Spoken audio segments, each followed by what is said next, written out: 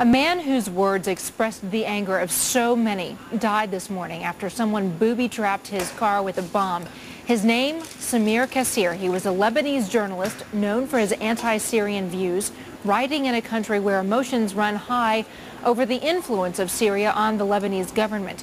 Joining me from New York to talk about this is MSNBC analyst and senior diplomatic correspondent for Al Hayat newspaper, Raghida Dergham. She personally knew this journalist, Samir Kassir, saw him last week. And Raghida, I'm sorry for your loss. Thank you. That's very kind of you. I know that he was an outspoken journalist, that he did a lot of writing about Syria and why it should not have an influence on Lebanese politics. Why do you think someone would want to kill him? Because he was an outspoken journalist, because he really cared about the independence of Lebanon, a true independence.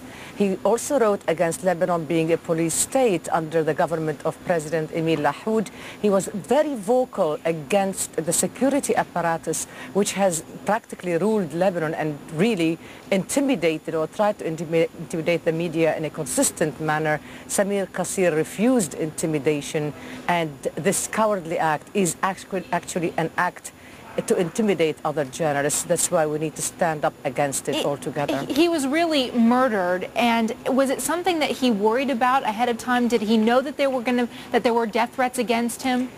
He may have known about death threats, but I tell you, he certainly did not take them seriously. I saw him a week ago during the World Economic Forum at the Dead Sea in Jordan, and we were sitting together with his magnificent wife, and they have a great love story, actually. It's so sad that this happened to both of them.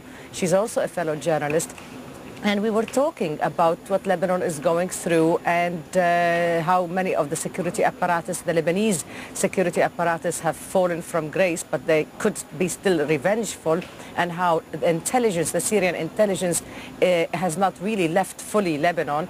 And his contestant, what he thought is very simply that they wouldn't dare assassinate somebody like him or me. Because we saw this country just reeling after the assassination of its prime minister there. When that happened, there were hundreds of thousands of people who took to the streets and protested against the influence there.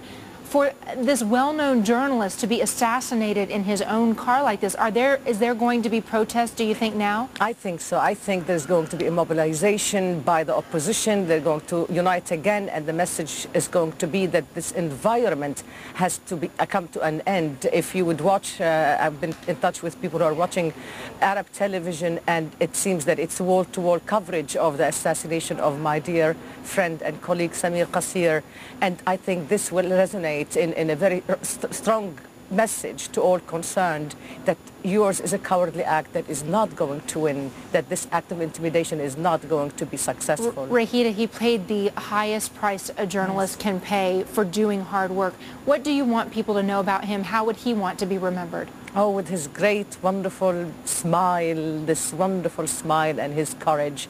This was a courageous journalist, and I bow to him. Raghida Dergham, again, we're so sorry for your loss, and if you could pass that along to his family as well. That's MSNBC analyst and senior diplomatic correspondent for Al Hayat newspaper, Raghida Dergham. Alex? I bow to him. That's very gracious.